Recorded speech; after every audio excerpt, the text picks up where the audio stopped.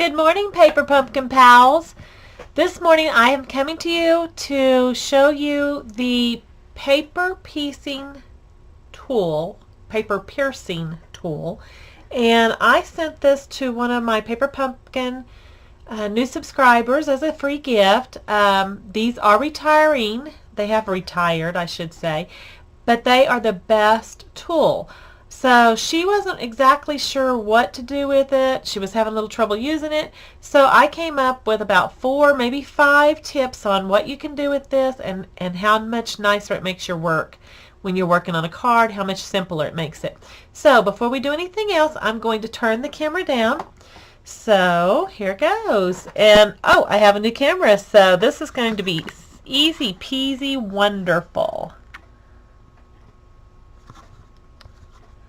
Alright guys, you should be able to see my workspace. Wasn't that simple compared to what we did before? Okay, the first thing I want to do is this is going to be I want to call it it's what we're going to play with today, I guess. It's a round circle punch. It's from the Stitched Shape Framelit dies.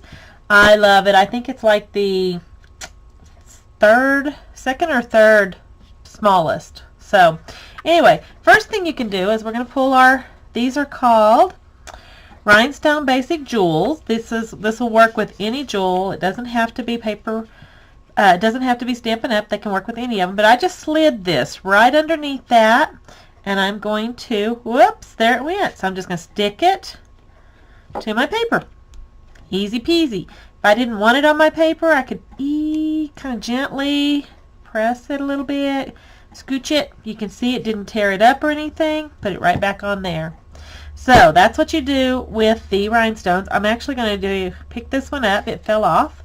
I'm going to stick it back on. See how easy that was to do? So that's one thing you can do with it. Another thing you can do with it is I'm actually going to pull this piece of paper in, put that one there, and I'm going to pull in 2 silver. I should have turned the volume off on my computer. 2 silver sequins. Okay, and I thought I had the same size, but obviously I did not. So I'm going to turn my volume off on my computer real quick. Okay, that way we won't hear any more dings. So we're still going to use it. Okay, I'm thinking I'm going to color the little one. All right, just so you can see the difference. All right, and what I'm going to color it with is one of our Stampin' blends. I chose Night of Navy because for one thing it's dark. I'm hoping it'll show up on the camera, and for another thing I want to use it on a card later. So I'm going to pull this off. I'm going to use my hold on, got my hands all tangled up there for a second. I'm going to use my Stampin' tool. I need my glasses on. That's part of the problem. I don't know why I do that, but I do. And then I'm just going to color, and I'm doing it on the bigger one just so you can see how it colors on camera. This is an alcohol base marker. Our Stampin' blends are the alcohol. Our Stampin' Writes are water.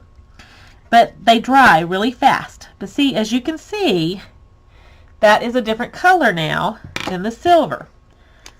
Okay, I'm going to bring it up. I'm going to show it to you. Bring it both up. Like so. They dry really fast. I bet I could touch it already. Yep, I could, and I didn't get anything on my finger. So I'm going to bring it up to the camera. I'm going to let it focus. It's working on focusing, maybe.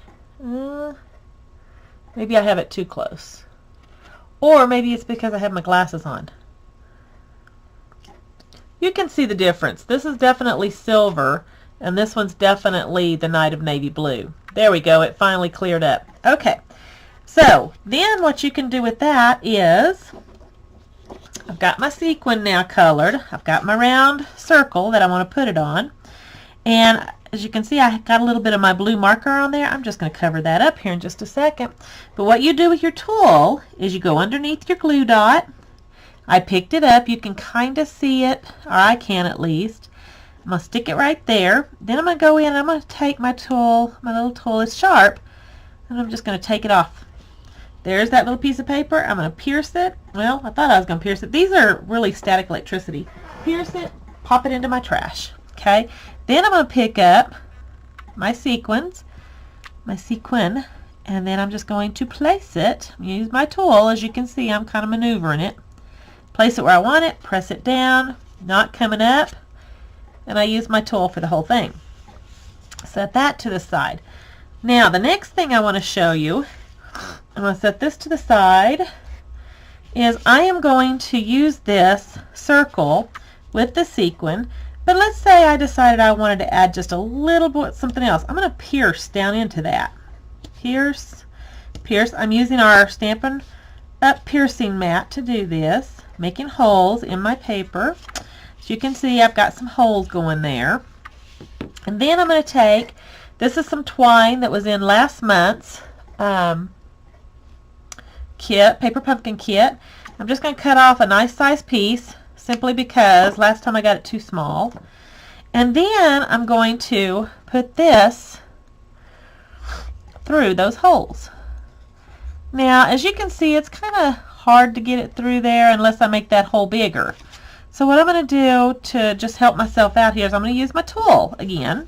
I'm going to kind of tilt this up a little bit, lay my thread on top, try to get a hold of it. Rhonda's having difficulties here. Press it across, push it through.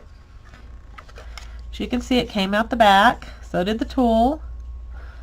There we go. I can get a hold of it now. Got a hold of it. Now I'm going to push it through the other way. I don't know why I'm having my fingers today, just they're being complicated. They don't want to work, but that's okay.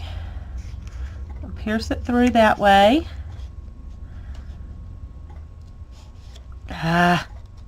Rhonda's not having good luck with it. Pierce it through. There we go. Now it's all the way through. But you know what? I did it back. No, I didn't. I was going to say I did it backwards. Oh no. Okay, I have kind of tore up my thread, so I'm going to pull my thread back together there. There we go.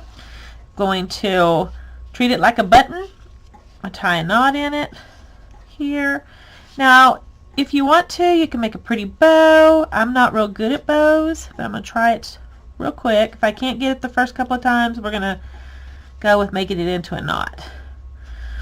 Okay, there's a bow. As you can tell, that's an ugly bow. So I'm just going to make it a knot. Make it a knot bow.